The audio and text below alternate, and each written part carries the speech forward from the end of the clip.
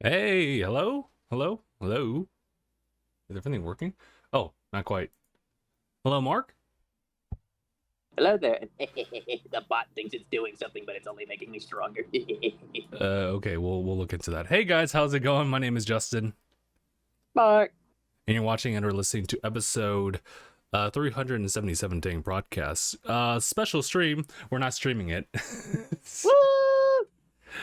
Oh my god, dude. It's one of those things. Granted, I'm just appreciative over the fact that like it doesn't happen often at all, but this is one of those days where it's certainly thing is affecting the ability to stream it. If we were going to stream it, like we got to set like the upload speed to like something very minimal.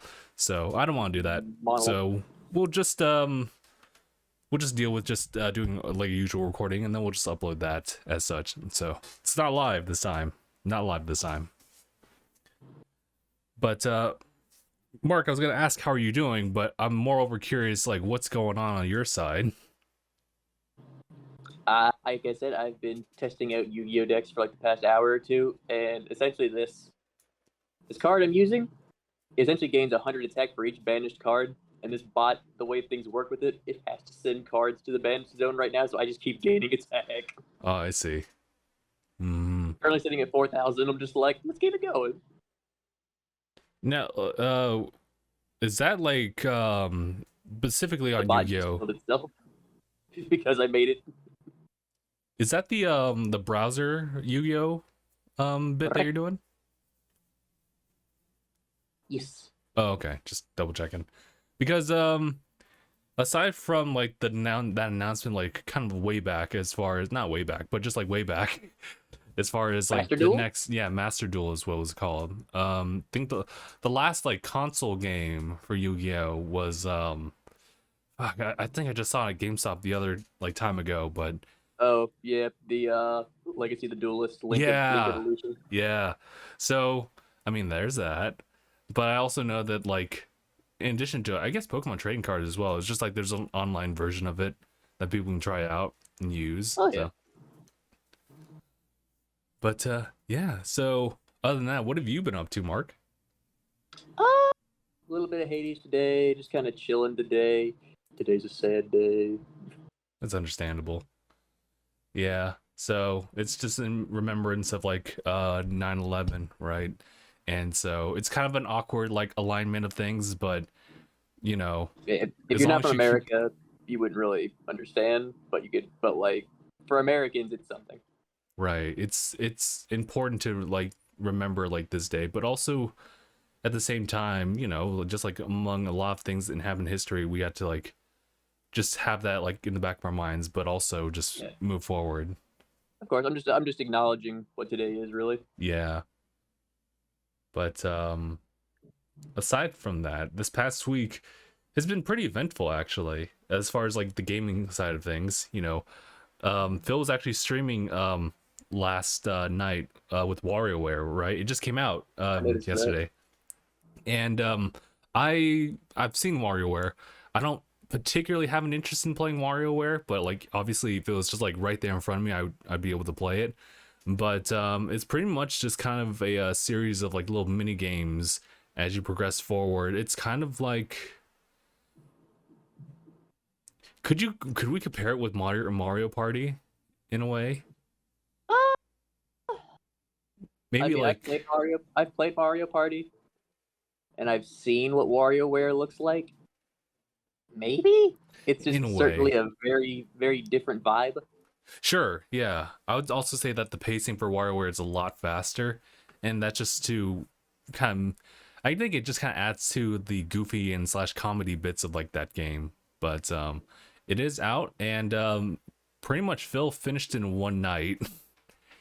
Why am I it's not surprised? it's a pretty short game as far as like single or cooperative experience. I mean, there's just a lot like packed into the actual like little mini games that they have in store.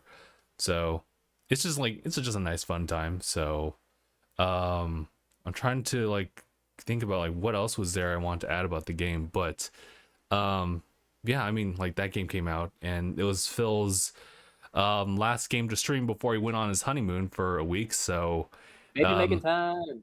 So right now he's probably packing slash like going out, and he'll be Bring just me gone back, for. little Phillips.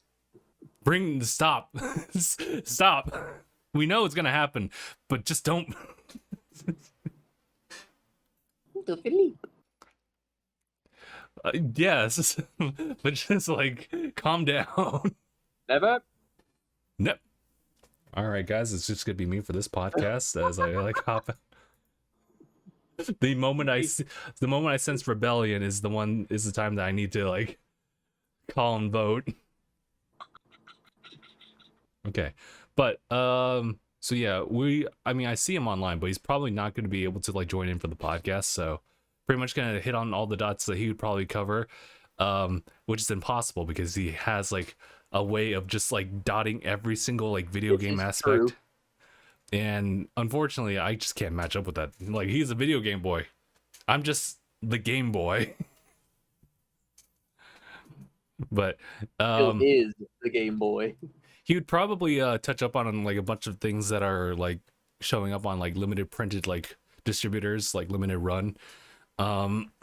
This past week they opened up pre-orders for One Step from Eden, which is actually something I'm particularly paying attention to. So I'm just like, oh, I'm gonna crack a window open. The humidity is very low. You said you were gonna crack a window open. I'm like, what? Did you fart or something?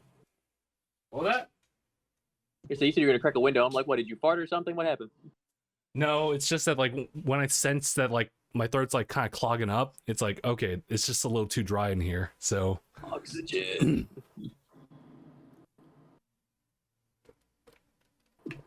so it's just important that I just kind of have like every aspect of it open.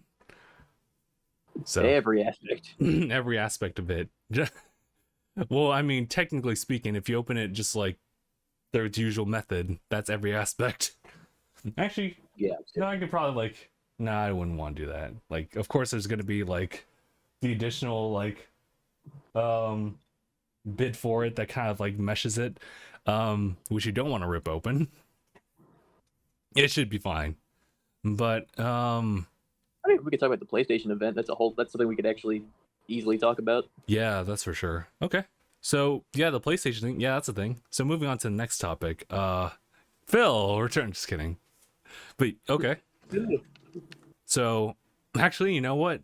Oddly surprised because when I was doing the little reaction stream for PlayStation, I mean, I think that everyone kind of expected that God of War would be showing up for sure. But obviously the biggest thing in the room, obviously it's not the only thing, but the biggest thing in the room was definitely Wolverine. I mean, who's my favorite superhero? I guess it's Wolverine. It is indeed Wolverine. My brother at my brother's wedding, we wore superhero socks. That's the thing he wanted to do. And he asked me, "What socks do you want?" I said, "Wolverine." Did you get your socks? I did get my socks. Okay, good. It's like, sorry. My brother had Hulk socks. Oh, that's great, man. I was gonna immediately jump into Marvel's What If, but I guess we'll just kind of stick to like PlayStation for a bit. I'm curious as to I just really hope the game is as good as the Origins Wolverine, because while the movie is, the game was a lot of fun. Yeah, well, but actually, I don't remember how well like it was received, but it did look like fun. They went in on that game for sure. Oh, absolutely. It was like honestly, I would consider it a gem amongst early superhero games. Okay. Just because the gameplay, the demo alone on 360 was a lot of fun. Well, yeah, that's very important to make sure that like it's like that. Let me see. Is it the one from 2009? I believe so. Okay, I'm just kind of looking at general searches for it. But yeah, no, like basically the only thing that I remember from like just seeing the gameplay was just like some like quick fighting sequences, third person, almost kind of fighting like Marvel Ultimate Alliance, but like definitely not like overhead. Actually, I'm mistaken. Let me just like dial back. It's definitely not Marvel Ultimate Alliance gameplay like. In that case, actually I don't know how to describe it, but it's it's a I would say imagine open world Wolverine. It felt at some points like an open world Wolverine game, but it was actually linear. But even with it being linear, the world just felt very large. okay. Like I'm seeing some gameplay here, and yeah, I mean, oh well, I guess if anything, you could It looks solid. like in a way you can look at it as like similar to Deadpool in as far as like how you like first Yeah, impressions just look at it. that's fair. Yeah, but Insomniac's working on it, so that's probably going to be really good.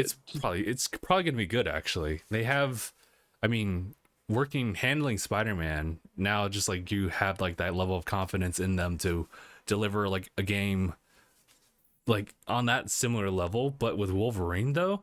And And you see him pull out Wolverine. I'm just really curious as to like what will that all look like. I'm not even like thinking about like the next question is will there be a crossover? Dude, I just imagine if it's Wolverine, there's no way they can't skip out on who he is and what he does.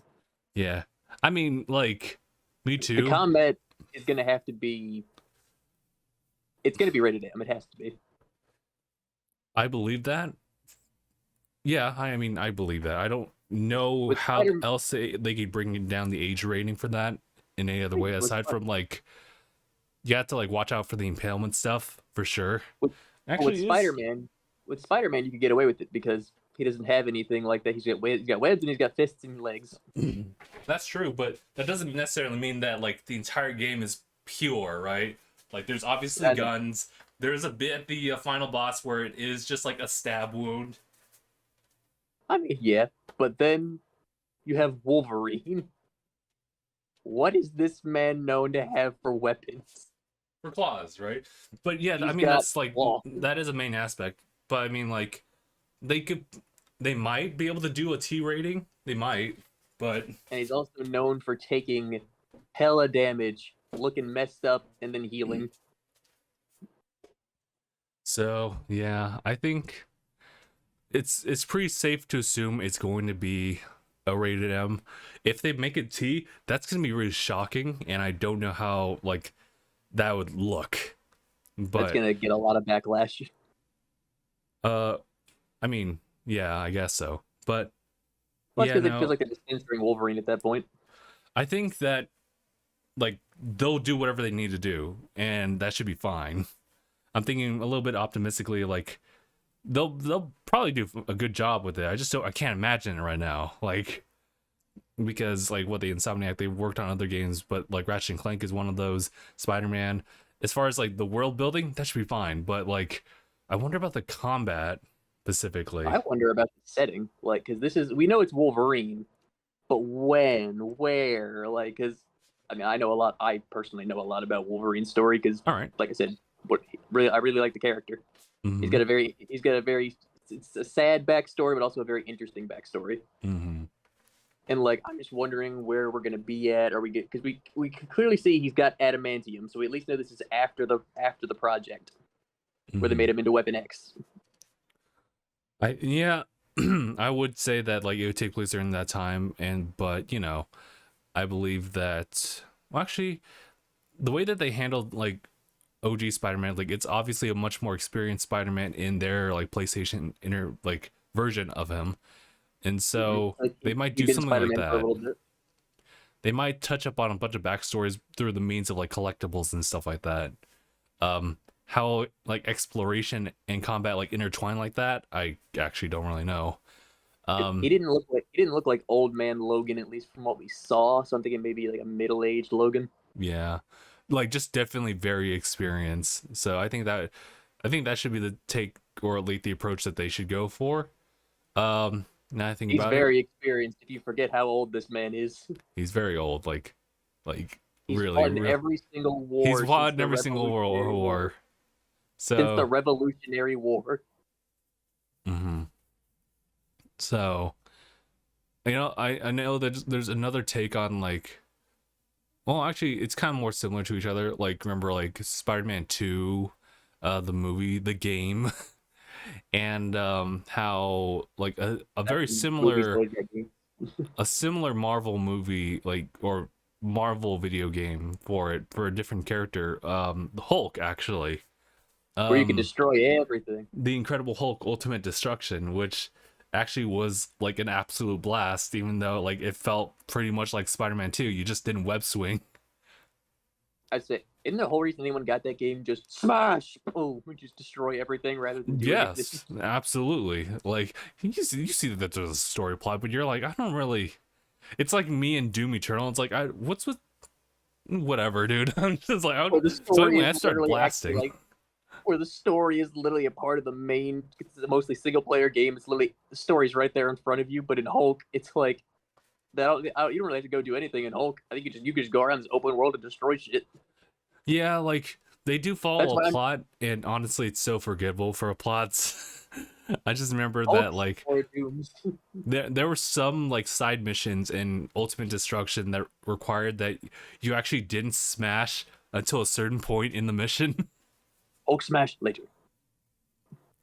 Like you're I don't know how they did it, but they started the sequence like with a almost like a telepathic type of communication to the Hulk, telling him to attack, to protect, and yes, that is definitely a meme, but like yeah, that's kind of how it went. And then you use cars for gloves, and that was the end of the story.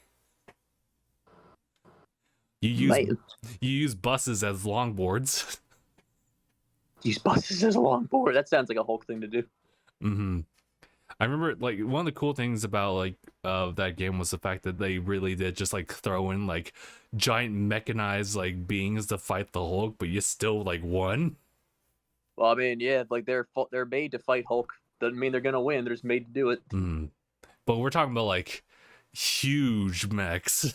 We're talking about like skyscraper like size mech. Well, not skyscraper per se, but like tall That's scary. building mechs. We're talking Metal Gears from fucking Metal Gear Rising Pretty Revengeance. much, yeah. Man, that game was definitely a trip. Maybe that's Rising one of those, Revengeance needs a sequel. yeah, I don't think there ever was like one that ever came out afterwards, which is kind of a shame to be honest, because it was kind of cool. Great game. I remember that Great. the final boss was literally like Bruce fighting his inner demons as the Hulk. Pretty much like the embodiment of like the other persona, but you're playing as the Hulk fighting that inner persona. And I was like, whoa, this is crazy. Also, I was talking about Rising Revengeance. Oh, that too. Yeah. It needs a sequel. Yeah, that also needs a sequel. Sorry, Mark. Unfortunately I never did come across like a solution to the audio issue. So everything I'm just hearing like from bare ears, but at the same time I don't want to like boost up the audio so it bleeds into my mic. Never really found a solution to that. And I don't understand because like I think Sephi goes through the same issue too. When you plug into like Discord, for some reason, like when you start doing the video call, like your headphone device doesn't really register, and they'll still play out like through like whatever selected speaker that you got, and even then. But I guess I'd have to test it out a little bit more. I just need to give myself some time to do that. But yeah, yeah. Yes, the Marvel games are looking great. Yes.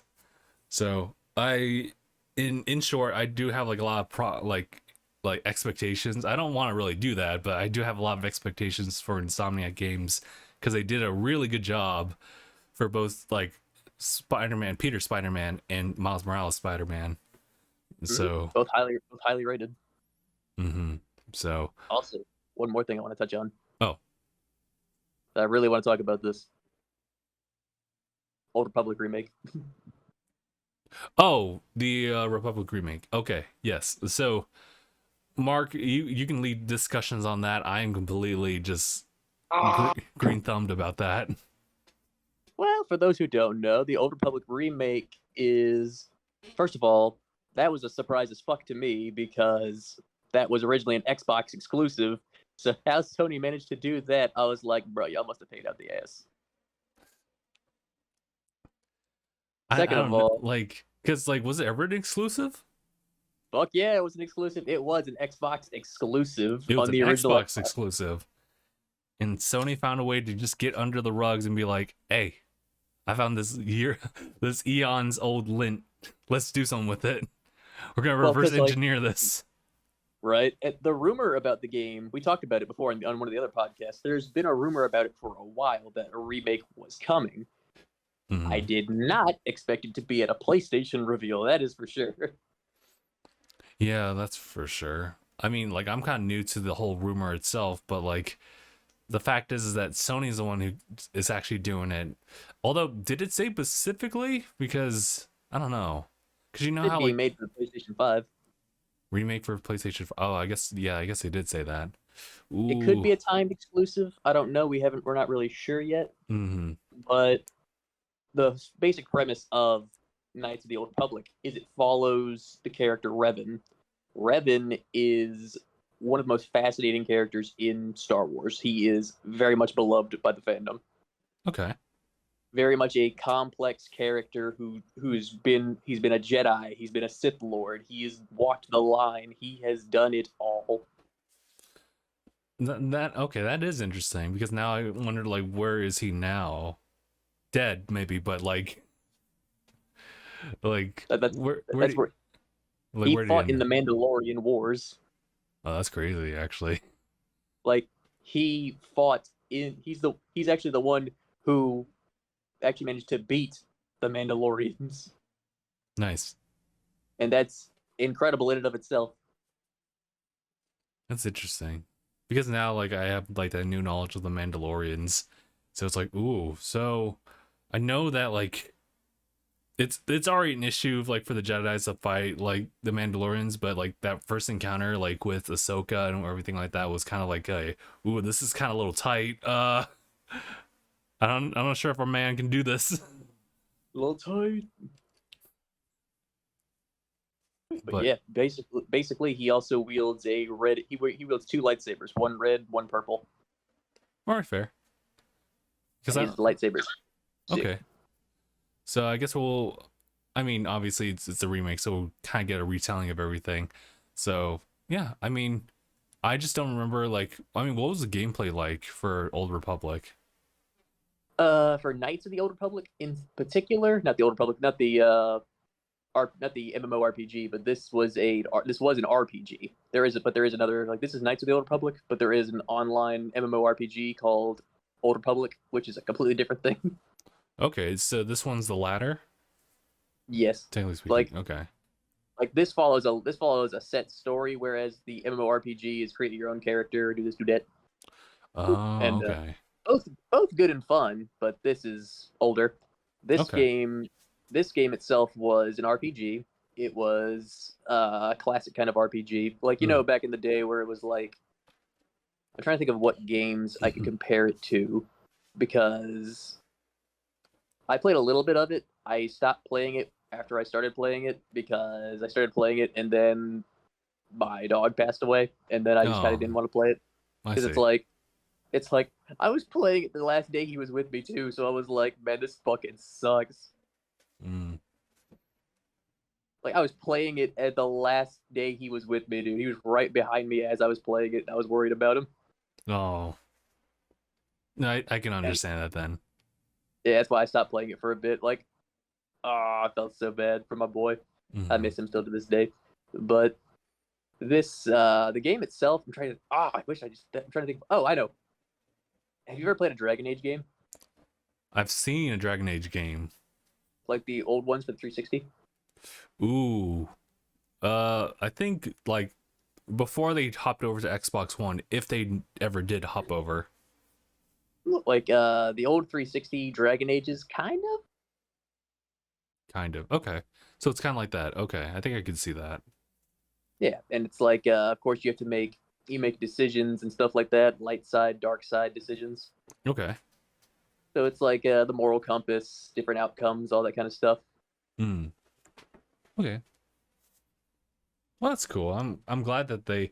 I mean, like I don't know like what kind of brought this up honestly, as far as like how the game like just got like another like remake for it, or just got the remake for it. You have no idea how beloved this series is. I most certainly don't. I'm looking straight at the camera, just like Okay, I'm just gonna observe. Like, bro, the Knights of the Old Republic series, the game series, people, it's a fucking cult classic. Like, people fucking love that shit. Mm. And it's like it hasn't been seen in years. Like, they made one, they made two, a three I think was planned, but something happened and it got canceled.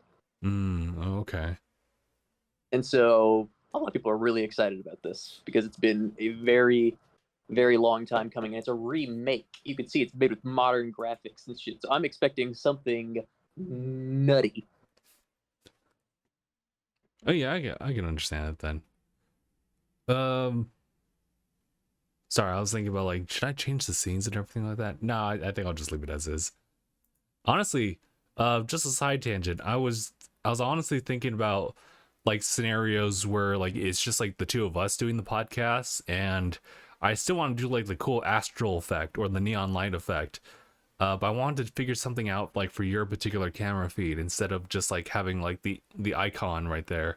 If I could just like maybe incorporate like some like animation, some gifs of just like some like things that kind of define you, Mark, as far as like your fandom and everything. Oh, So that's so fucking easy. I know it's super easy. It's just literally like Vegeta like crawling on the side over there. And then, You son of a bitch. but Of all things. I'll have to go into the drawing board for that one. It's a little bit more of an elaborate like process to get that all like figured out, but yeah, Oh, yeah. Definitely make it work though. definitely could make it work. God of War also looks fucking tight. Oh yes, so I don't know how they do it. Like God of War PlayStation 4, like even without the boost and everything like that, looked really good, and they somehow made it look better. Like what? They did it again, but better. Like how do you do this? Because like when you look in real life, you see all the different textures and stuff like that, and you're like, eh.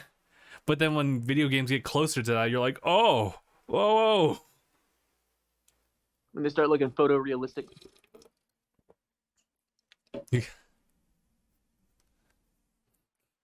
Like how do you make a game where like dreads look really cool and then somehow make it even look even better? You make dreads look like they got drip. The dreads have drip.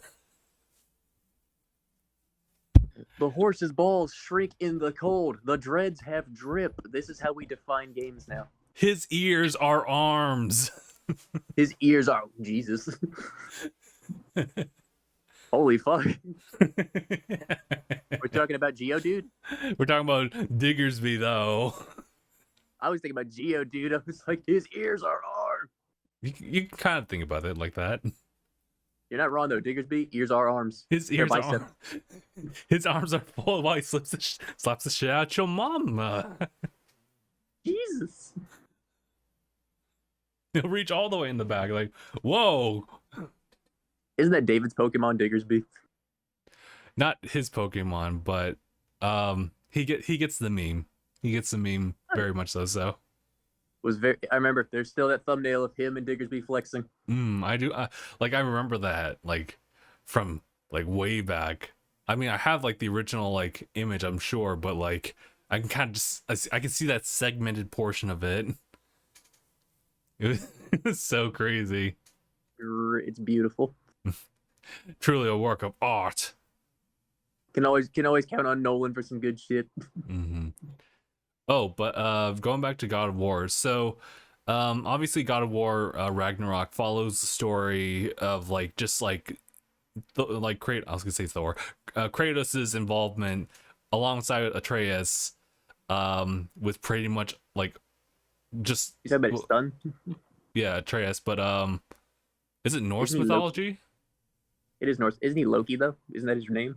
Yeah, that's like it's kind of crazy because that's actually like the big spoiler in the sense that like Atreus and turns out that like his giant's name because you find out that like the mom is actually like A frost giant. part giant, if not is giant, and so that makes Atreus half god, half giant, and his original name for the giants was Loki, but of course like we don't know much more like aside from that. That's why The Atreus, one who would bring Ragnarok. yeah, so like obviously like he kind of is kind of part of this prophecy that's going to happen with Ragnarok, but he's also just wanting to know like what does this all mean for him, because like apparently like whether his mom intended it for him or not, like he's very much so involved in the world. Yeah, because like he knows the prophecy about Loki. Yeah, so we and later on you find out like some hints here and there about like the end of like God of War, like PlayStation 4. The pretty much a prophecy, also knowing that like Kratos won't always be like walking alongside like Atreus forever. And I'll just kind of leave it at that.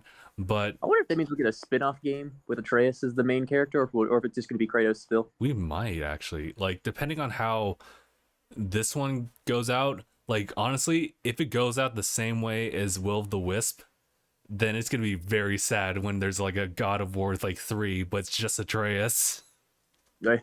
God of War Ragnarok is right now. Then we just see God of War. We see the next God of War. Well, I don't know what it'd be called, especially because this one's Ragnarok. So I imagine Ragnarok is going to happen. Right. So there's just gonna be an aftermath of it. It's funny because literally everything about Ragnarok has to do with Loki. Everything about Ragnarok involves Jormungandr. It involves Fenrir, all of which are children of Loki. Hmm. Are you saying that Atreus gets kids? I mean, Fenrir is a wolf. Loki sired a wolf, yes. Interesting. And Jormungandr, the world serpent, you know, the Ouroboros, who eat the snake that eats its own tail. The sign of Ragnarok. The sign of Ragnarok is when Jormungandr lets go of its tail, thus ending the cycle. Okay, I see. I was gonna say, like, they literally like have this girl like who shows up at the very end of like the trailer, and she obviously says some very choice words in the sense that like you have a lot of questions, you won't get them anytime soon. It's essentially, yeah, because Norse mythology. You know me, I know my mythology, and Norse mythology. There's a lot. They even brought up Tyr, Tyr the Lawbringer. That's because you saw Asterius go, Tyr, you gotta come with us. And you saw Tyr. Tyr is the Lawbringer. He's the one who was able to get Fenrir to stay still while they put the magical restraints on Fenrir in mythology. And once Fenrir found out, wait a minute, this shit's fucking to keep me in here. He bit off Tyr's hand. Damn. Well, I can actually kind of expect something like that to happen. Yeah, he said here, I'll put my hand in your mouth, then you can trust me. Well, there we go. He sacrificed his hand. Man, dude. So yeah, so about God of War being a game I gotta play before Ragnarok. Well, not even like before. I just need to like get the physical game or whatever. I know I think it is available on PlayStation Plus, so also could just be played like that way too. I'm just imagining now Kratos and Asterius, whoever is going to be continuing the series as the God of War. If it's going to be him, it's going to be Kratos. I mean, I just like, this is Norse mythology. I'm like, so what mythology is next? It'll be interesting. I can actually imagine them trying to do something like that, but they would definitely need to like just kind of take a while, could take a good break in between mythologies and just kind of work with that and build it. I'd say choose one that's not currently worshipped very much. Yeah, I think because it's interesting to see like lore like that just being brought up in a different type of context and just learn from that. That's why I was saying like one of my friends in high school absolutely like adored the God of War series. Funny how I use the word adore next to the God of War series. But yeah, he adore the God of War. He really enjoyed it because of its like connections to mythology there. So it's just like it's a great Kratos kind of being a bastard son. Mm-hmm. Pretty much just kind of telling or being like a really good gateway to kind of learn about like the history of it. So it's just like a really cool like tool, but also just it's a good game in general. Yeah, I mean Hercules and Kratos didn't even want to fight. They loved each other as brothers. They didn't even want to fight. Yeah, I heard about that. And then didn't they end up having like some problems with each other like at the end of like when they fought? Like basically Hercules said, "Brother, don't make me do this," and then Kratos like didn't want to do it either, and like they eventually just, but they knew they had to fight. Mm. They didn't want to, but they actually loved and respected each other as brothers, which was sad to see when Hercules, well, you know, Hercules got hurt. Yeah.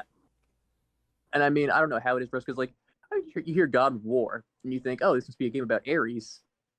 It's not. Well, in the beginning, like, isn't it the first game that like he's kind of the central figure? You're kind of your focal point to like focus on as Kratos to go fight fight Ares, right?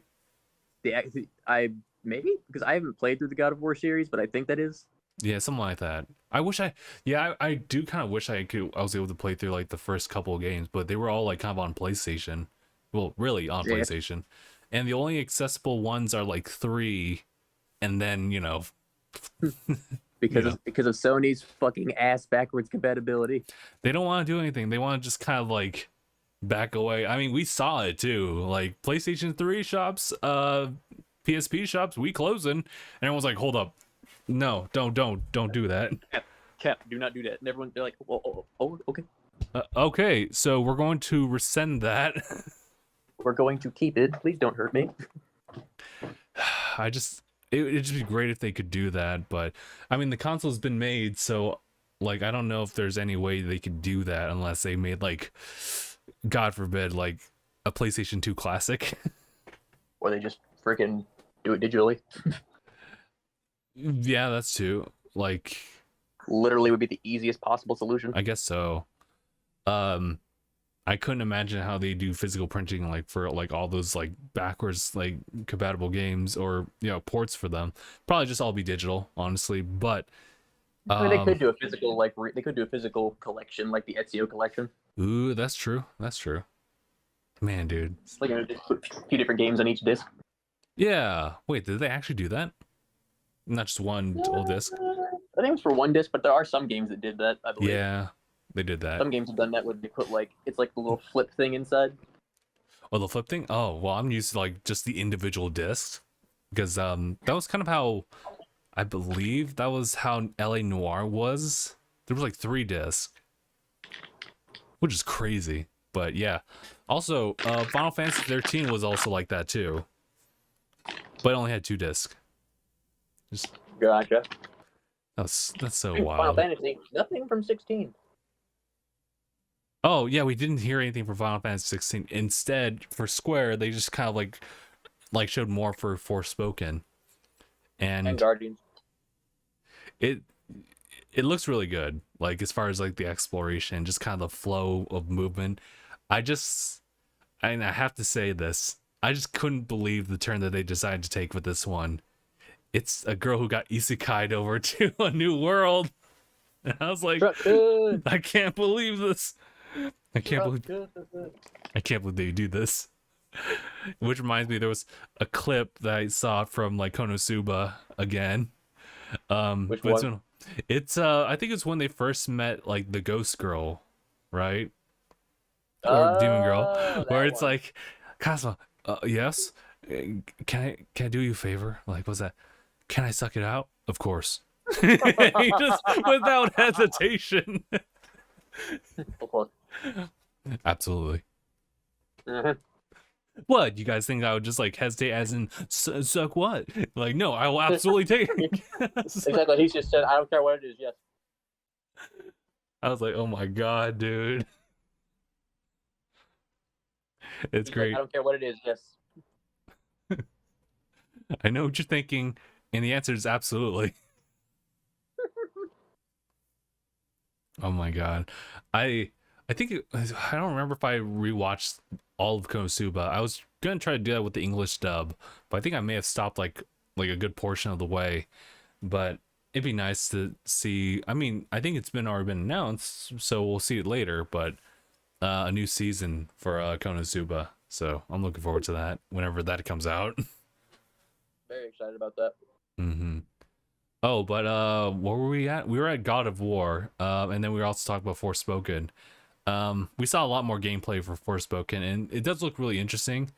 I actually, despite what I've said about like Final Fantasy 15's like combat being a little too easy actually sometimes. I mean, it can be Because you were over leveled. I was over leveled. Yes. Thank you for always reminding me, Mark. That's why it was so easy, you fucker. It was so easy. But also, like, not just that. The fact is that you always have access to your items. Like, I don't even think there was even a cooldown. You like you immediately like find yourself in the red and you just heal yourself back up immediately. So in that respect, that's why I say it's like it feels a little too easy, because like you have all access to these items and there was no limitations, which is why I always like reference 7 Remake for just giving you a limitation through the ATB bars. You have to build that up before you can use any items or any action that's aside from normal attacks and stuff. So, but I did like 15 for just like the just incredible open worldness of it, even if you don't have like any means of like other types of traversal other than the car and your feet and then the chocobo. But I enjoyed that world too. So the enemies were actually really interesting too. And in Forspoken, I didn't really pay too much attention to the details of the characters, but the whole like crazy like aspect of you being able to use these spells and whatnot, like I'm all for it.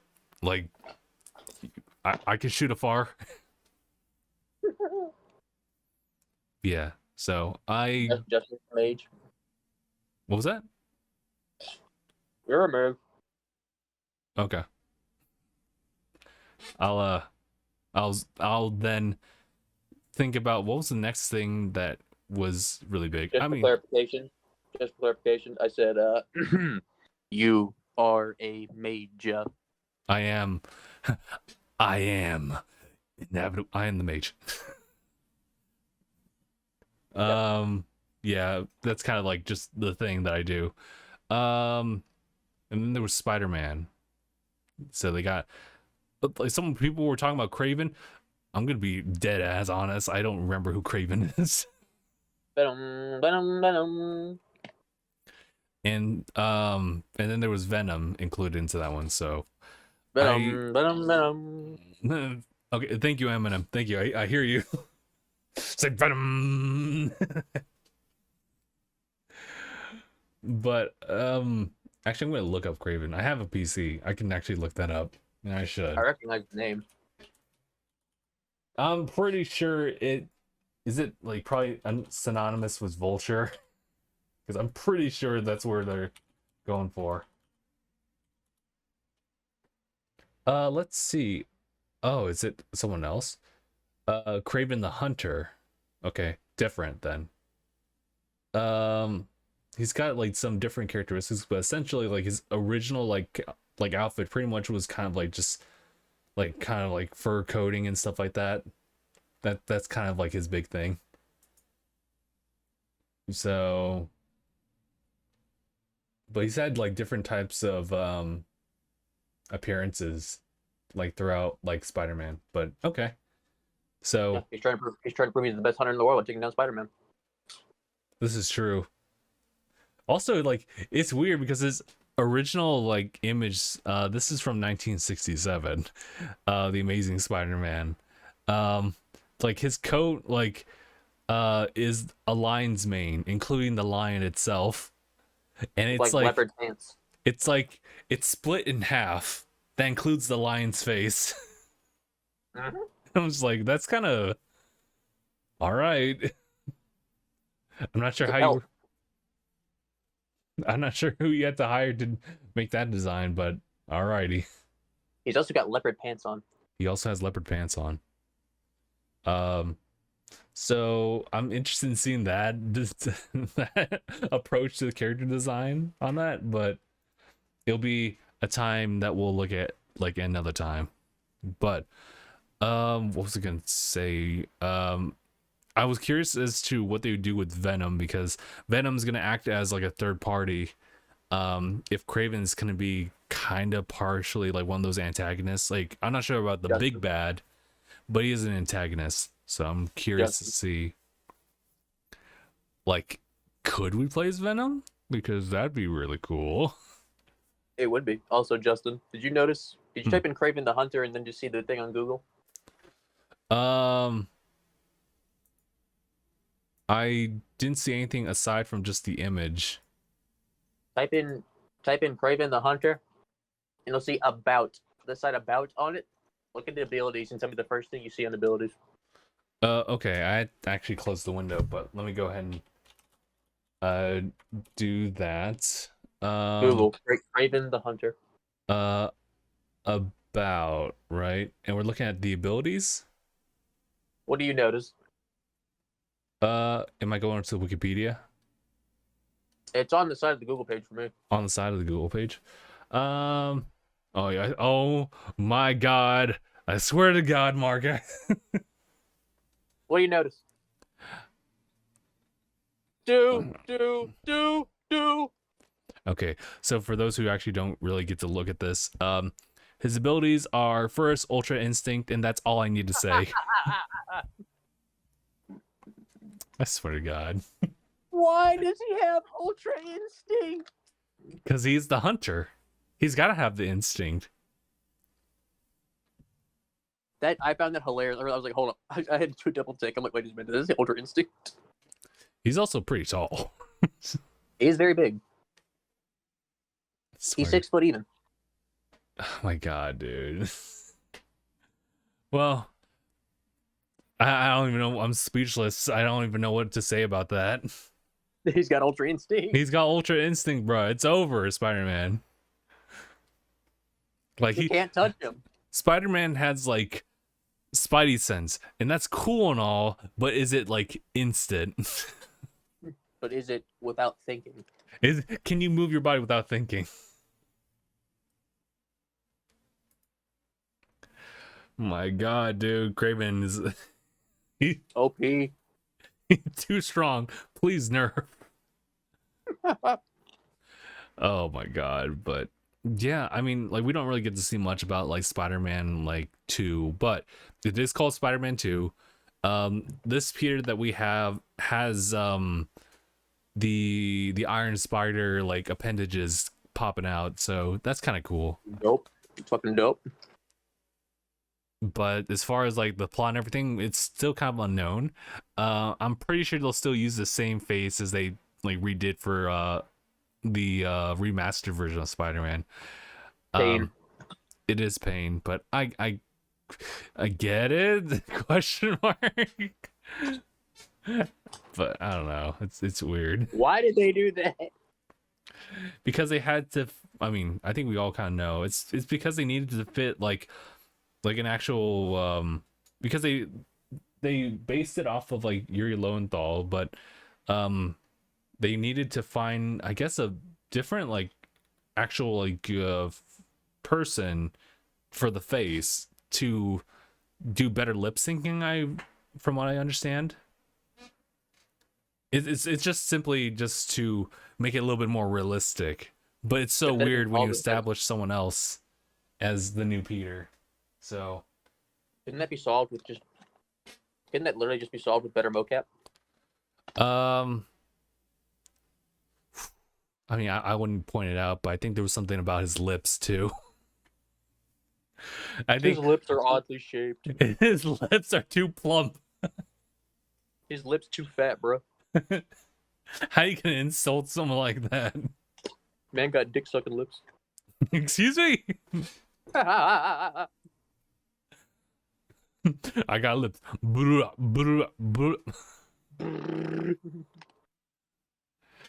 Yeah, that's unfortunate because honestly, if they threw remaster Spider-Man like from the get-go, I probably wouldn't, or I don't think anyone would really like point it out as much. But the fact is looks that like they nerfed him. Yeah, looks like they de-aged him. Boy looks like he's 17 now. He does look like he got younger. Yeah, instead of actually, I think this Spider-Man's like 22. For some reason, I think like I might have misread it as like 20, like 7 or something like that. I don't even know where I got that idea, but he's still relatively younger. So, oh man, I got the notice from like Phil. Yeah, he's he's going out. But okay. Aside from that, right? I guess that's all I can really say about Spider-Man. There's not really much that I can really like elaborate on. It's just like really just like the teaser of it. And that's pretty much all I can like add to it. Ultimately I would say that the presentation like was pretty good, just all things considered. I think the only I have to like submit like one little tiny complaint. I think they've shown Deathloop way too much. I think it's time for them to just release the game. Now, you can Time to stop. I think you can also turn like my argument upside the head by saying that they're releasing too much Metroid Dread stuff. And you know what? I can agree with that too. I think that like Nintendo is good to just stop posting about Metroid for a while because it's coming out like literally next month. So they're good, but like They gotta hype you up. They gotta hype you up a little bit more, man. they've been like gotta 2 gas you trailers up ago more. I was like 2 trailers ago I was already like strapped in and I was ready to take the roller coaster. But now they've shown 2 additional ones and I'm always grateful for it at this point because it's so hype. But like I don't get that with Deathloop. I feel like they've shown like enough. They've shown Is enough. it simply because it's an FPS? No. Like even Are you though sure about like FPS is not my choice in game genre, it doesn't necessarily mean like that's part of the equation here. I'm just saying it because I have a disinterest in Deathloop, period. That like that I feel like it's a little too much. Because I mean, it being an FPS roguelike, I mean that seems interesting to me. It's interesting. Yeah, like I say it's interesting. And I'm good with what they've already shown.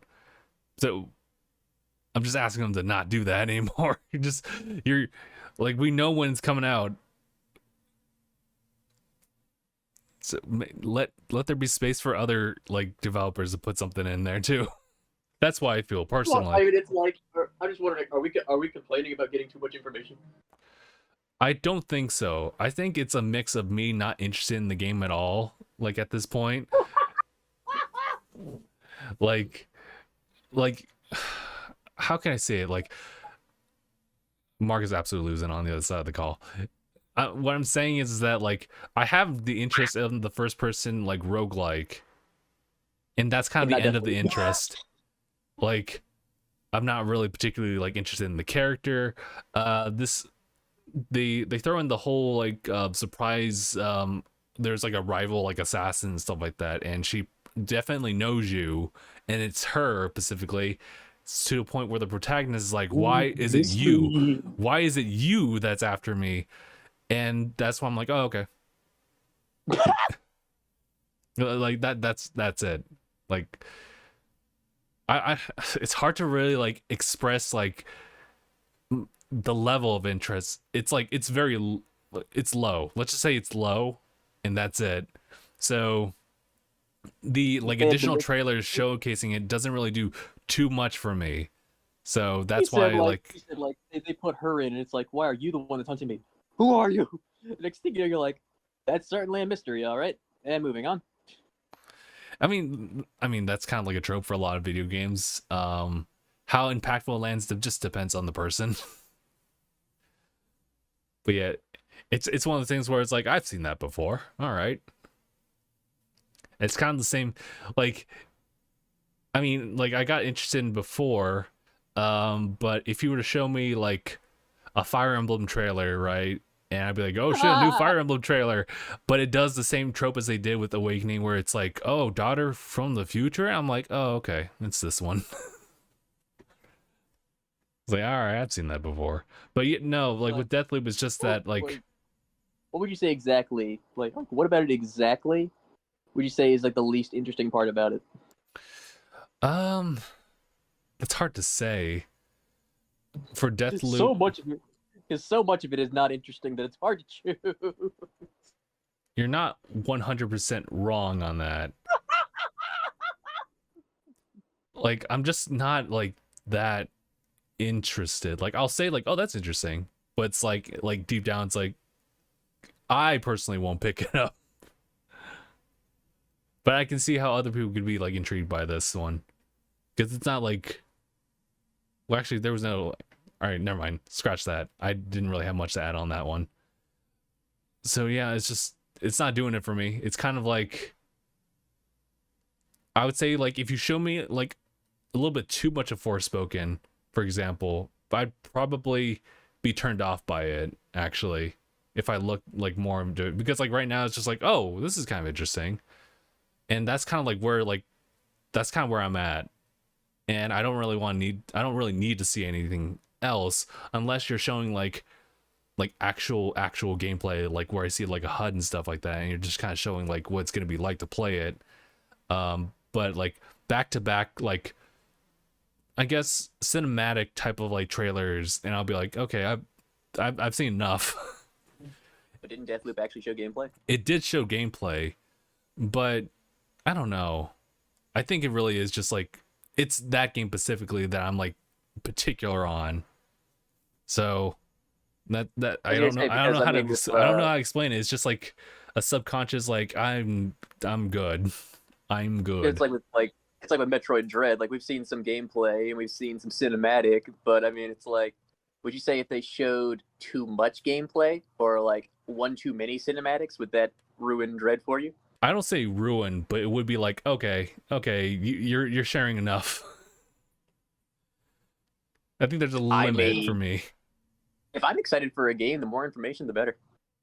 And you know, you're not wrong for that either. There's no like wrong like take on that either. So I mean, like ever since they announced Metroid, I've been like I'm all for it. By I guess the second or third trailer, I'm good.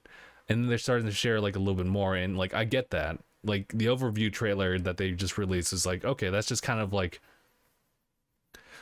just a bunch of like B-roll of like new like gameplay and cutscenes and stuff like that, and they're just kind of pretty much kind of wrapping up everything just so anyone who hasn't watched the previous stuff can get caught up. So I think it's fair. I think if I just looked at it as like, especially Deathloop, if I just looked at it from a perspective like that's the first time someone's actually like seen that trailer, then it's fine. I'm just over here like having seen almost every other trailer of Deathloop, not by choice. Not by choice. But yeah, so I guess all in all, as a main takeaway, it's just like I'm just not that interested, and like the constant bombardment of it showing up on other things that like end up aligning with what I'm watching doesn't kind of help that case. But if you do like the game, please do not like look at this and feel like you need to just like take a step back as well. Like if you're all for it, just do it. That's just my personal take at this point. I thought you were gonna say, please don't hurt me. I mean that too. Just don't. Like you're entitled to your opinion. It's like because I noticed when you said like it's like the constant like in your face kind of advertising. I was like, maybe that's almost like the whole don't tell me what to do. Yeah, it's like don't tell me what to do. It all comes back to, hey, I will do what I want. Oh yeah. So anyway, in any case, what else is there I want to talk about? I've already talked about these things like yesterday as far as just like things I've been doing. I know, and I was gonna actually link this up with Phil, but just the pre-order and stuff like that of like limited run games. Like I know that like with the addition to WarioWare, like he couldn't like really like get all the games he wanted to pick up, but limited run was kind of an exception because of like an open window for pre-orders. One of those was one step like from Eden. You know how I did like a pre-order for Blaster Master. This is kind of a similar situation where you place your order and you have to wait like about 4 to 5 months after like the closure of the pre-order window. So to give you guys updates, I actually had to look back and see like where we were at, and I was like, oh yeah, I remember I pre-ordered like Blaster Master in June, so that's gonna take a while still. Is it still not there? Still not there. Haven't received any notice whatsoever. Double checked and everything. So it's kind of a bug, but like it is what it is. Like just for the sake of like having that game like in a form that you would really like to have it as. So it is what it is. And that's gonna be the exact same thing with One Step from Eden, but the very thing that I despise about like my back catalog is the very thing I can like lean on when it comes to just waiting for all this. It's just like there's just so many games, so you won't even notice that's still like in process. Speaking of which, actually not really quite speaking of which, but it happened like on the same day actually. The Tales series, Tales of Rise actually came out like on Friday. And yeah, I was talking about, I forget which platform, like as far as YouTube or Twitch, probably Twitch, but like I was going to say that like I'm gonna be starting starting as far back as I personally can for like the Tales series, and pretty much gonna go from like Symphonia, Vesperia, Zestiria, Berseria, and then Arise. Oh, and I'm looking at that, I was like, it's a very tall order for like my stream schedule, but it's going to be done, and I'm going to try to make that into like a YouTube series too, because DangIT Plays has been kind of like quiet for a while, and you know that's kind of on me because we're still sitting on like Miles Morales like episodes. I just haven't found time to like edit each like episode in the midst of like balancing everything else out, so it's a bit of a problem, but eventually we'll get somewhere with that. Was there anything else? Yesterday was also me picking up like physical of Sonic Colors Ultimate, so that's kind of like dictated like how things are gonna look for that shelf for a little bit.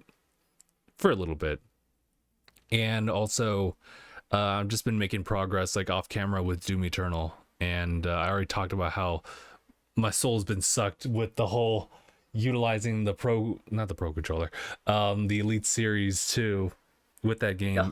It's so it just makes it like I feel like extra immersive for that, because I'm no longer like concentrating on like me moving like my thumb from like stick to buttons. It's just everything's there. I don't even have to look at it to do it. So I guess that just added to like the immersion factor of it. So I'm trying to remember where I'm at in the game.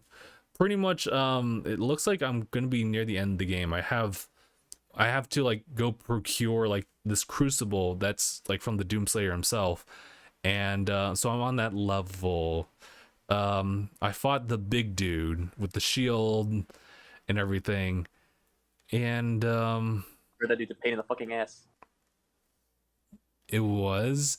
And now like, oh yeah, I'm on like the following sequence after that, trying to what was it? I'm currently at like an open like garden area, right, or a courtyard area, and there's a special encounter. For just context, it's just like pretty much what you saw in Doom like 2016, but like there's a lot less of them, and they're kind of distributed throughout the game. They act as just like a challenge mode whenever you want to use it and approach it. And this one includes the Doom Hunter, which is a bit of a problem for those time sensitive challenges. This dude's got shields upon shields, and it's admittedly even more annoying than maybe legendary like difficulty, like fighting elites. Nightmare difficulty, you're gonna want to fucking rip your hair out. Oh shit, dude. I'm actually, it's one of those things where I'm actually glad that I'm not playing on a higher difficulty, because I like the challenge, but for the sake of clearing through these games, just give me just the base challenge for it. And it turned out to be a little bit more than I expected. I didn't know this about the Marauders either, but they summon like these spirit wolves, and I was like, the fuck? What is this? Nani? Yeah, God. In a Doom game, when there's like an actual enemy that runs faster than you, and you're like, No, that's impossible. My God, dude. But I would say aside from like the cyber demons, just being an entire chore, the marauders are like a pain in the butt right now. Because it's nice to go one-on-one. It sucks when like you're compromised with the fighting area that you're in, or other dudes in your way. Because God, they run at the same speed as you, and it's like, man, leave me alone. What's funny though, I think the funniest thing about them is like their flinching animation. You they have this counter thing where like their eyes gleam green, and at that moment you just shoot them at them like with like maybe a shotgun shell, and then they get into a dizzy state. And the fact that they have like this dizzy state animation is just like so jarring in comparison to the gore that you get to see every single time. But it's funny. Like, I appreciate that they have something like that. How do you enjoy the heavy metal soundtrack? It's actually like pretty fantastic. There's a part of me that's kind of like bothered by the fact that like there was some issue with the mixing of the tracks. I remember that was that was an issue with Mick Gordon, was that like I guess reportedly he was taking a little way too much time like with making the soundtracks, which is like awesome, right, for the fans, but like for a company that's trying to like release a game can be kind of an issue. So apparently someone else like went in and mixed the tracks themselves. Someone like on Reddit was posting how like they were comparing like the levels in Doom 2016, the music levels anyway, audio levels, and compared it to Doom Eternal, and how Doom Eternal was all kind of like flat. And when I mean by flat, I mean like not really dynamic. It was kind of like a fixed like gauge of things going through. Does it get more intense or less intense at certain parts? Perhaps like as far as the equal leveling, like it all kind of balances out. Like there's not really too many highs or lows that are like very noticeable, or I don't know, there could be like much more dynamics as far as like what sounds are being used. But essentially, as far as like levels go, like there's definitely a distinct like maybe difference between like 16 and Eternal. So I know that like McGordon's first of all no longer going to be doing anything with like ID or sorry, id Software. But aside from that, like just always thinking about that kind of hangs on me. Like whenever I listen to the soundtrack, it's like, oh wow, this is super cool. It's a shame you fill in the rest of the details. So it's like one of the last like hoorahs, if you will, like for that. But I do know that like if they're gonna make other Doom games, then I'm pretty sure they'll come up with something competent enough to just kind of fit the mood for that. But they're making more. They're gonna make more. But ultimately, yeah, I like it a lot. I think it just suits well, especially when you just like plug in headphones and all of a sudden it's like,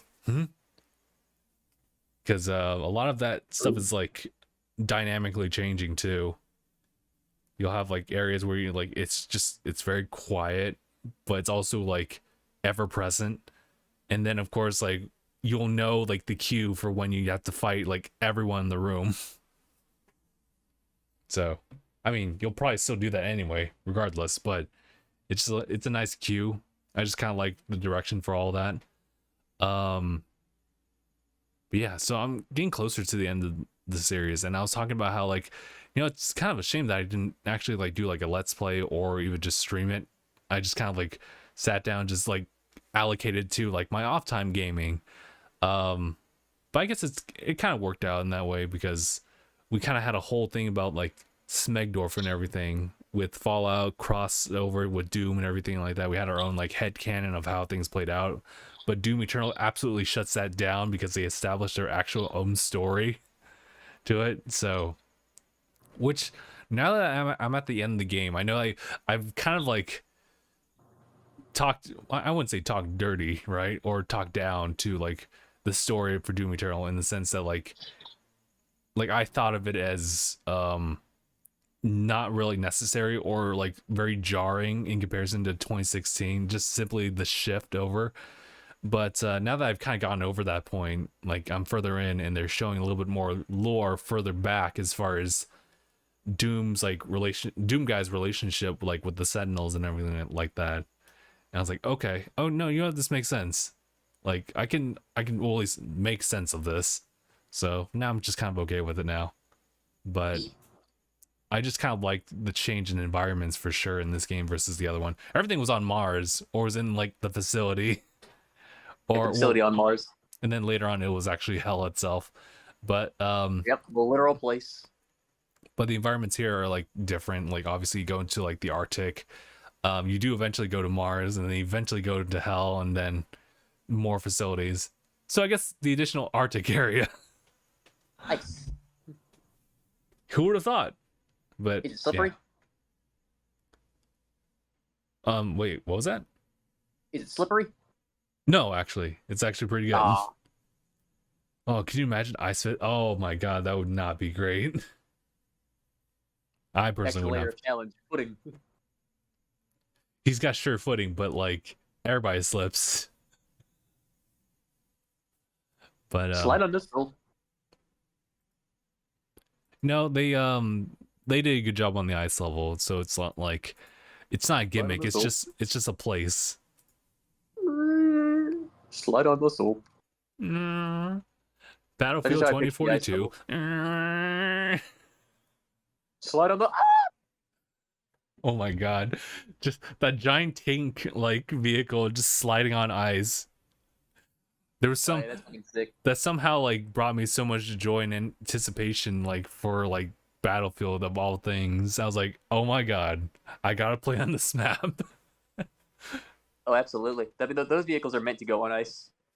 That's great. But yeah. All right. So that's pretty much like all the things that I've like to catch up on like what I've been up to.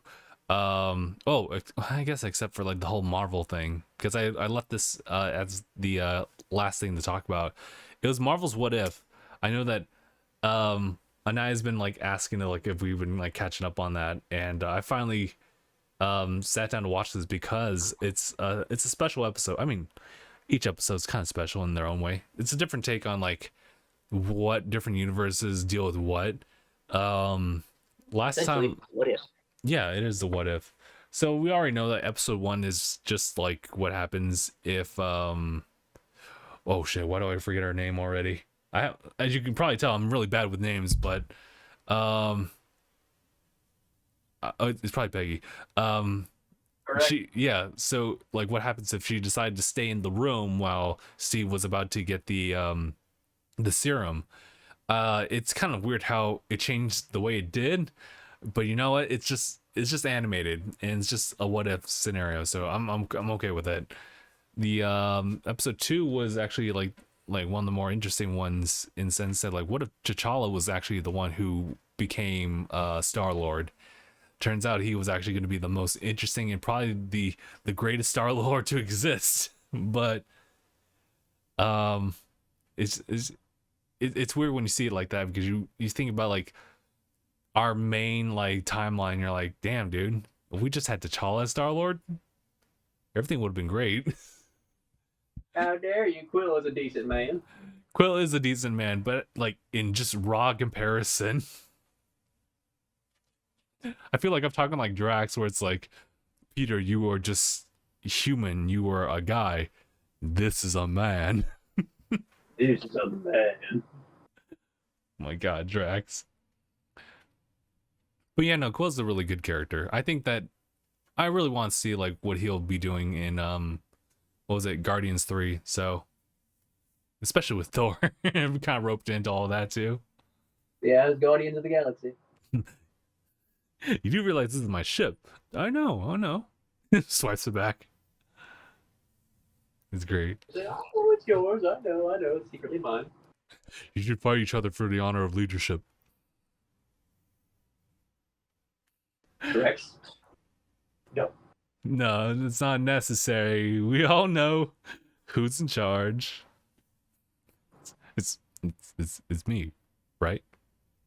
Yes, right. You, of course. Of course. Of course. Like, my God, Thor. Thor over here trying to take over shit. I think a quick tangent, like, do we know if because I think they wrapped up on like Thor Love and Thunder, which I'm happy and looking forward to, but it looked like, I mean, they could have like added the fat suit at some point, but like I wonder, did like Thor end up slimming down? I imagine he probably did. It'll be interesting. I mean, like, he started like the comedic bit, like or aspect of Thor, like in the beginning of like Ragnarok. In which case, he was already fit then. But like, God, after going through like Fat Thor and everything, I kind of don't want him to change. You want him to stay Duck Dynasty Thor? Duck Dynasty Thor. ZZ Top Thor? Oh my God. Have you seen like the fan? I think it's a fan art. I'm not sure. There's like some like thing going around on Twitter about like God of War Ragnarok and how they Master. Yeah, when they draw or they had like an idea of like what Thor looks like. I'm not sure if it's official or anything like that, but it pretty much has a fat Thor there, and I was like, oh my God, oh my God. Okay, but well, I'm trying to remember what if's episode 3 was like. Out of 3 and 4, I feel like 3 was kind of like the weaker link, but actually, I really shouldn't say that, because I remember that episode 3 deals with Doctor Strange trying to go back in time to save like his hands. Oh, was it?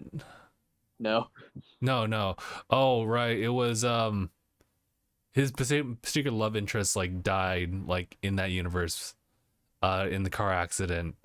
So he went back in time to always try to save her, and then dealt with like the mystic arts in a different way. So the ancient one tries to like stop him, but ends up like splitting him in half, so that like, I guess what was going to end up happening is that like Doctor Strange would end up going this path, but he wanted to like, she wanted to make sure that like a good Doctor Strange could stay, so that they can eventually fight each other, and that good Strange would win, but didn't anticipate him losing. So it's a very depressing episode, TLDR. Pretty much Doctor Strange is just like alone by himself. What's funny is, what was funny is that like Doctor Strange of all people acknowledges the presence of a Watcher.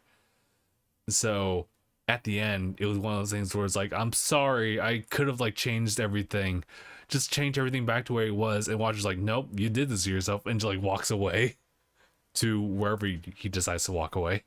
And so it's just evil, like Strange having lost everything just by himself. People were like hypothesizing that would be, I think Naya brought it up, that's why, that like we would see like an evil Strange, if not like already showing up in No Way Home, or maybe just later on because it's the multiverse thing.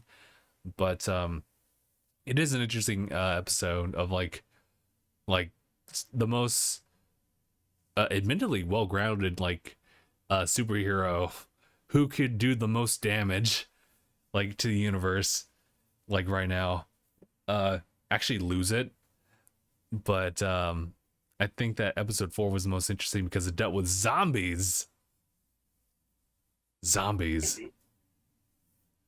Pretty much the idea was that zombies are so 2012.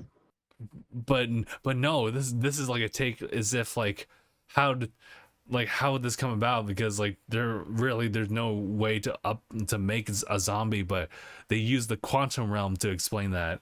And so it's kind of a different telling of like how like Avengers like Infinity War could have like ended up like after the events of like, what was it, Ant-Man and the Wasp. Pretty much the idea was that like Hope's mother, who was trapped there in the quantum realm for a long time, contracted like some quantum virus, pretty much creating like the zombie, but like a very intelligent zombie, to the point where they can use whatever like abilities that they previously had like acquired or just simply have on them. So it's like Shit, dude. So you're actually fighting like the zombie Avengers, and they actually can do damage to you. Well, that's terrifying. It is. I think that, I mean, we didn't get Tom Holland, but this Spider-Man was pretty good too. But it's just like having a whole cast of characters. Scott's there, and he's very comedic despite how everything is. T'Challa's also there too, so you get another like bit there too. What was it? You had Bucky. You had Agent Carter at that time. And I remember there was another dude, but I forget who it was. Oh yeah, well there was Bruce, but then there was another dude.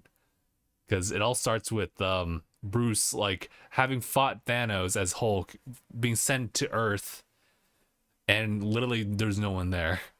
And then that's when you find out about the zombies. You're like, oh shit, what the? No. Wait a minute, where is everybody? But yeah, no.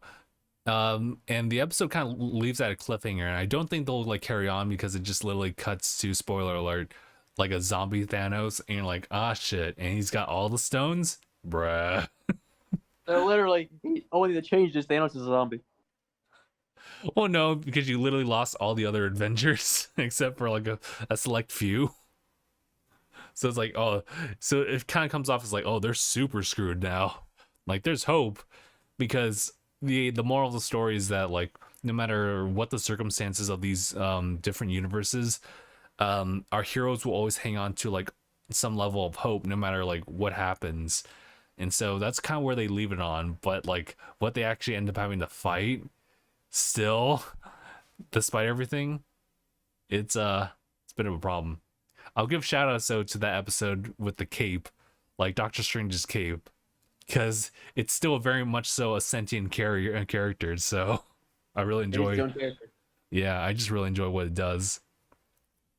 But that's all I really wanted to say about Marvel's What If. Unfortunately, we don't really have a lot of people to talk about like Shang-Chi or anything like that. But Mark, did you want to like have any like things you want to say about it? Movie was fucking tight. It was really, really good. Like I know I said that like as kind of like the general summary of like how I like the movie. It's still really, really good. It is really good. The action choreography is amazing.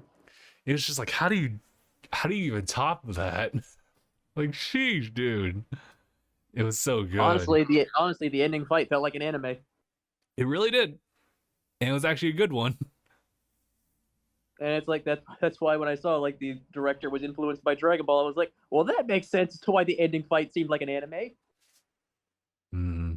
You know what? I like that movie kind of gives hope to maybe not live action like takes on already established works, but you know, making an anime ass type of movie like that's live action that kind of maybe kind of like inputs like those types of tropes. But things like the One Piece movie, I mean, I wish I was here for that one. It's gonna be a live action series. There's gonna be a live action One Piece, and the TV series. The only thing that gives me somewhat of a hope is that Oda is involved.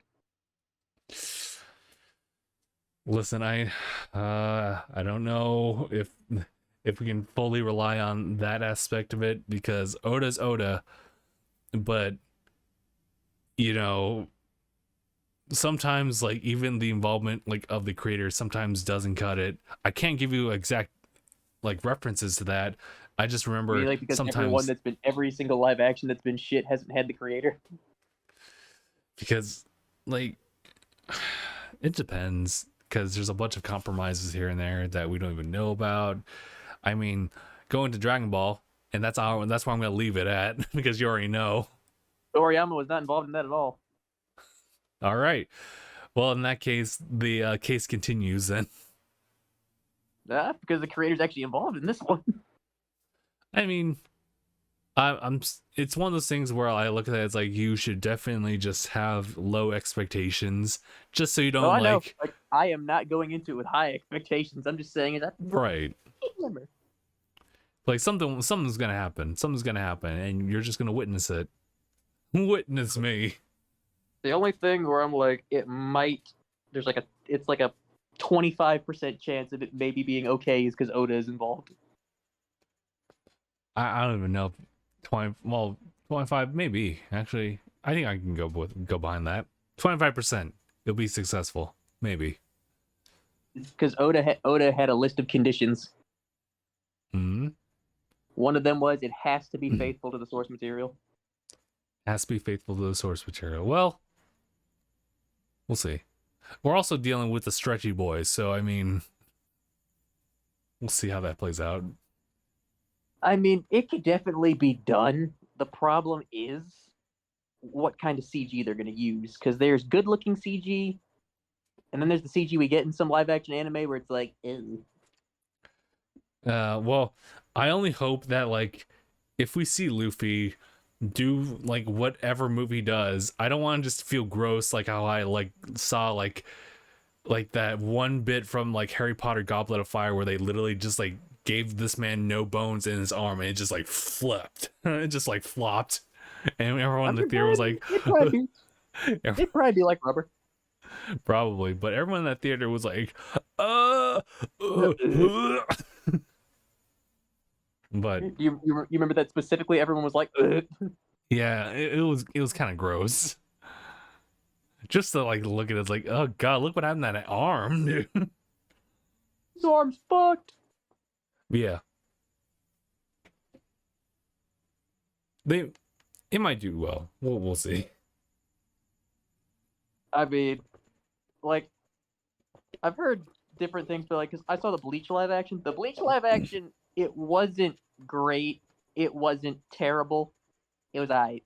I didn't even know there was a Bleach live action. Yeah, it was alright. Okay. But I think that's apparently One Piece is supposed to take place in the East Blue saga. Mm-hmm. East Blue, apparently. Oh, okay. Like the movies just take place like at that point. I need to catch up on the TV series. Oh, the TV series? Okay. It's gonna be a TV series. Oh, that's weird. That's super weird then. Yeah, not just a movie. It's actually gonna be a live action TV series. I mean, I think it'd be smarter to like start from the beginning, right? And apparently it's got a big budget. Well, I mean, I hope that's not all just advertising.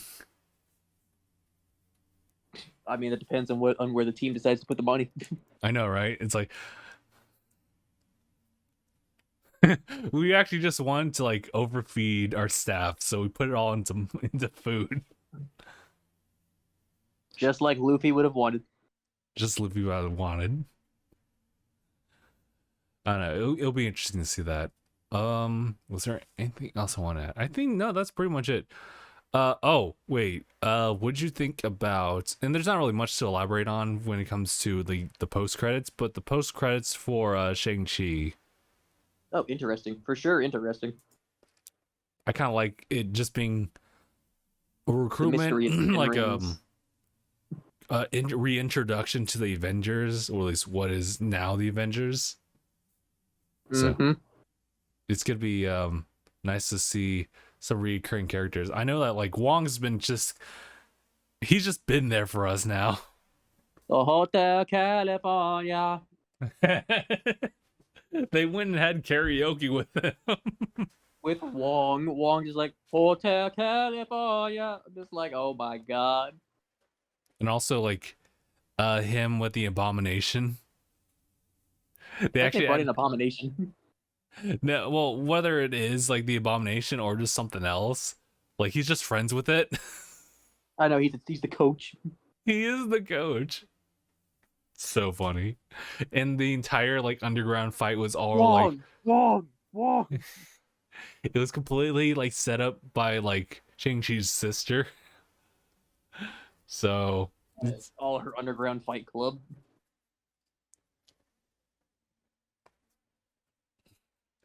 I remember there was another bit too where it's like this is obviously I forgot her name, but Shang-Chi's friend, like childhood friend at this point.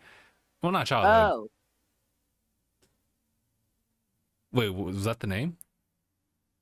Yes. Oh, no. Okay. I was like, I heard something. I was like, was it? What was it?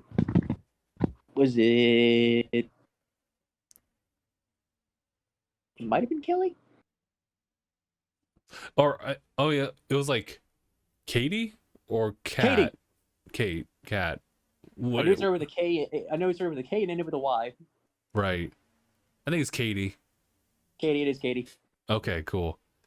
So Katie kind of serves as like the comedic like character like throughout the movie. I will say the this sounds so funny when I say it, but you know the scene like when they're like outside the building and they just have these scaffolds like to like jump across, and like Katie just having a hard time because obviously she's not like nimble and moves that well, so she's kind of like slowly moving about it. But she gets into a circumstance like where she's about to like the entire beam is about to like dip over, and you hear her scream, and that's when I knew like they picked the perfect character to do this.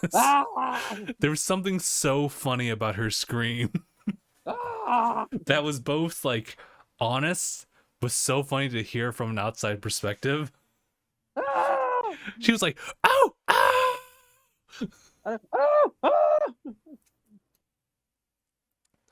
But what else I wanted to say? Oh yeah, she aside from just being comedic effect, she also kind of like is just kind of a really good general supporting character for everyone. She talking to the sister, she was explaining that you know, the dad wasn't going to let her like train with everyone else. I actually perceived that as like Shang-Chi actually trying to protect her from like having to deal with the brutal like things of just training and stuff like that. But in actuality, she wanted to jump into that too. But ultimately, like even with like Shang-Chi like leaving, she still didn't have that right to go and train with everyone. So what she told Katie was that like, you know, like I don't remember. Shang-Chi had nothing to do with her training. That was all her dad. Right. Because like he wasn't gonna allow it. I honestly thought it was just like him as the older brother just taking the blow because of how harsh it would be so that she can like have like a better life. But no, that wasn't the case. She had it was just dad said no, training is for boys. Right. But then she was like and I know this all just kind of like goes down to just like one like simple like one line delivery, but just like for her to say that like, you know, like if you're not gonna let me into your dynasty, I just made my own. And he just said badass or hell yeah. She said hell yeah. I was like, oh my god. I was like, oh boy. I can't falter though. It's true. It's true. But I will say that like I'm so like, well, it's kind of like this with every new entry into the Marvel like MCU really. Just incorporating all these different like stories and trying to make them all coherent into like the universe. So the fact is that like their mom comes from like just like a group of individuals like tasked to protect them like the world from like the dark forces on the opposite side of this like this gate. This magical village. This magical village they never heard of. That's got all these things. And a Morris. Mm-hmm. They got Nine Tails like up the wazoo too. Like yep, nine tails, the dogs that sit outside the Chinese temples. They've got what else do they have? They had the phoenixes. They had a dragon. An actual dragon. And then they also had Morris. They also had Morris. And I love Morris. Whatever like Morris's breed is called. He's very sensitive about that. I fucking love that dude. I can't believe he brought him back. He's like, you see, I woke up after realizing what they did, and I said, "Bloody hell, they scammed me," and then I ended up right back here. They were going to execute me, but then I put on a little show for them. They loved it. And here I am. And now I perform entertainment shows for them every week or something like that. I was like, oh my god. Notice that they made something that doesn't have a face adorable. It is possible to do that. The fact that he's communicating with Morris long enough to know. He goes up. It's called acting, mate. No, why don't you get out here and act with me? He just gets on his back like too, because you and I both know like he's there acting. But just that transition of him like looking up just to explain it and then going back down. And then Morris just gets on his back, puts his legs all up. Yep, dead. Certified dead. That's a smart move. They won't go for him then. This is true.